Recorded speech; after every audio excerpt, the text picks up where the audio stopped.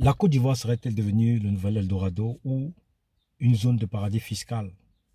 C'est de ça que j'aimerais qu'on parle dans cette vidéo. Et comme je l'ai dit une fois de plus, on va commencer par ceci parce que c'est vous qui boostez la vidéo, c'est vous qui boostez le travail que nous faisons. C'est pour ça que nous poussons à vous abonner et de partager massivement la vidéo.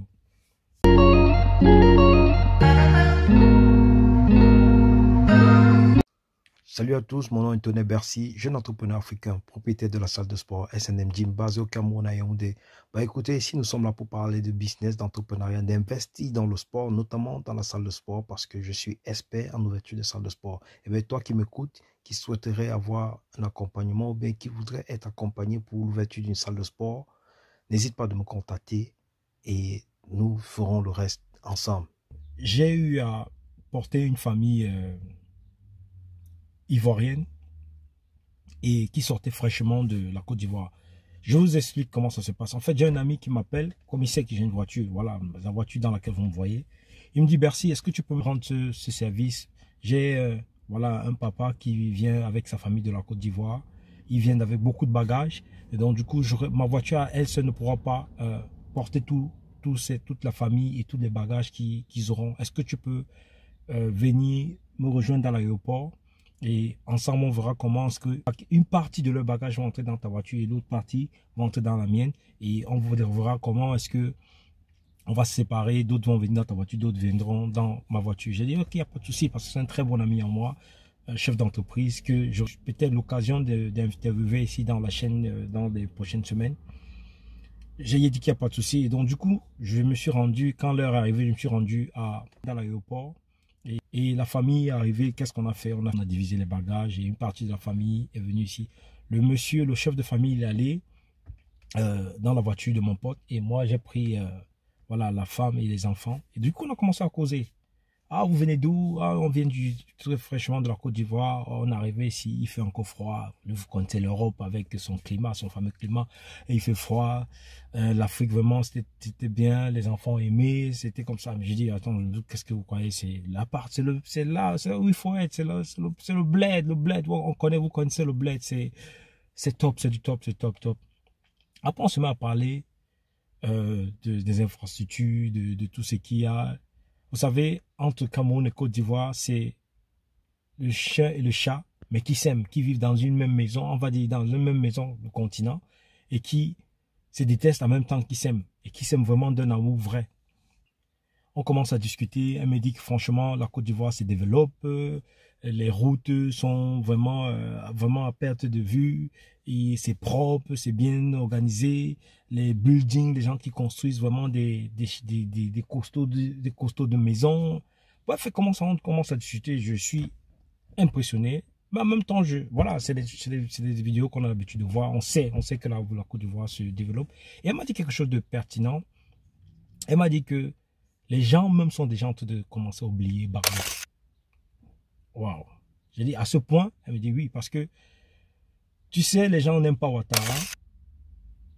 Il n'était pas aimé, mais les gens commencent déjà à se poser les questions et demander même que, ouais, si il était même possible qu'il fasse un autre mandat, parce qu'il est en train de vouloir faire un autre mandat, mais on se dit que comme il est vieux, est-ce qu'il va pouvoir aller jusqu'au bout de son mandat? Donc, pourquoi? Parce qu'il a un boulot énorme. Et les Ivoiriens sont de plus en plus contents, fiers de voir le travail qu'il a bas.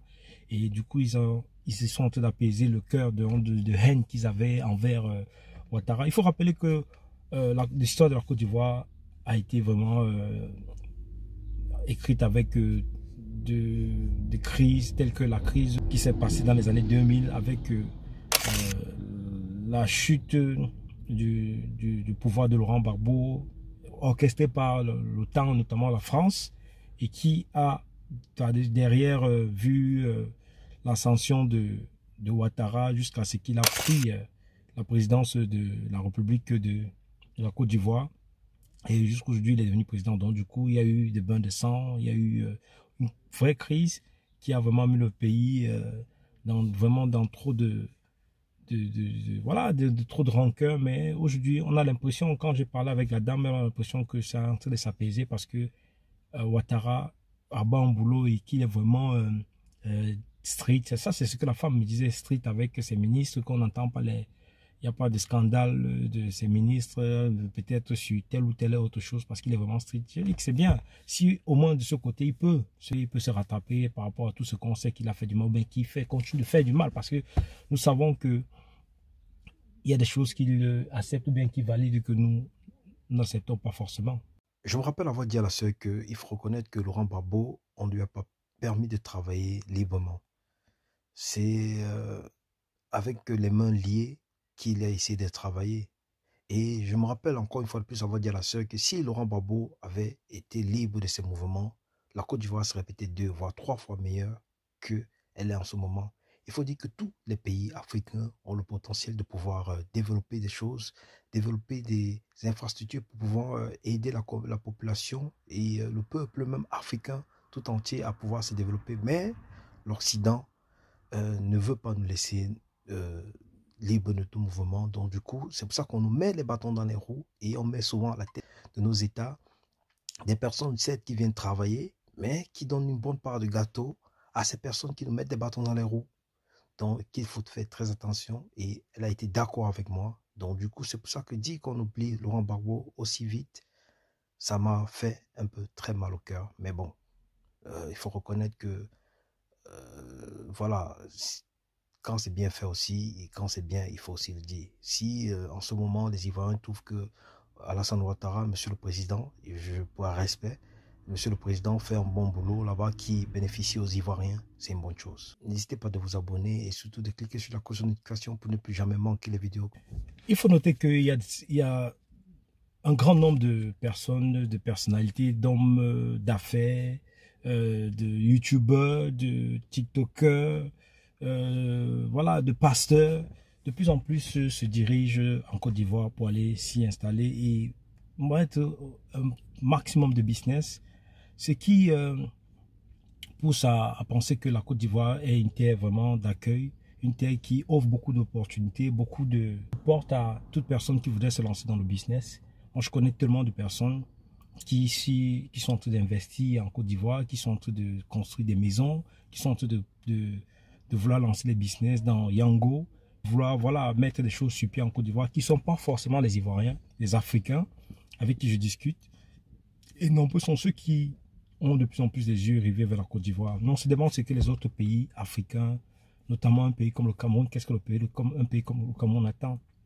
Avec tout le potentiel que nous savons que nous avons au Cameroun, on ne sait pas ce qui ne va pas. Qu'est-ce qui fait en sorte que nos dirigeants ne puissent pas aussi voilà, ouvrir ces portes, aussi ouvrir les vannes et mettre des personnes qui pourront faire en sorte que le changement qu'on voit qui est en train de s'effectuer en Côte d'Ivoire, malgré les petits ou bien les grosses, on va dire quoi, les grosses polémiques qui sont toujours autour du président.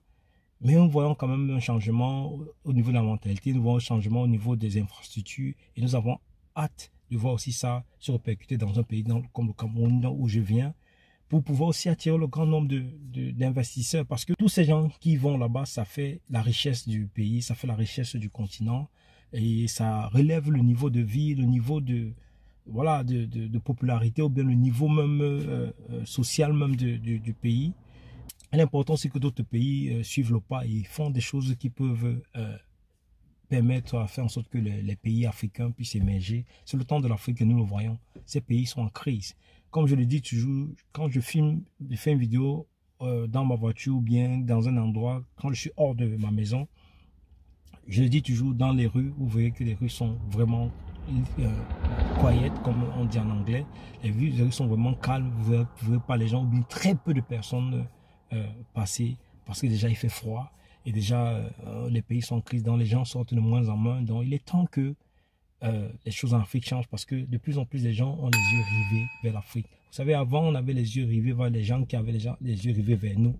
Maintenant il est le temps que nous rivons les yeux vers nous. Donc quand je dis vers nous les Africains, vers l'Afrique, et cherchons à apporter des solutions. Ne partons pas comme étant les demandeurs d'emploi, mais partons comme des personnes qui voudraient créer des emplois parce que nous sommes venus ici, pour la plupart, moi personnellement, où je vis dans les pays en Europe, depuis que je suis en Europe, il y a depuis peut-être plus de 5-6 ans, je suis chef d'entreprise, je suis patron de ma propre entreprise, je suis self-employed comme on dit, donc je travaille pour à mon propre compte et je ne me vois plus en train de travailler pour une autre personne si jamais je vais dans un autre pays, quoi. Donc, quand je vais rentrer au Cameroun, je ne me vois pas en train de travailler pour une personne, demander le boulot à une personne. Merci.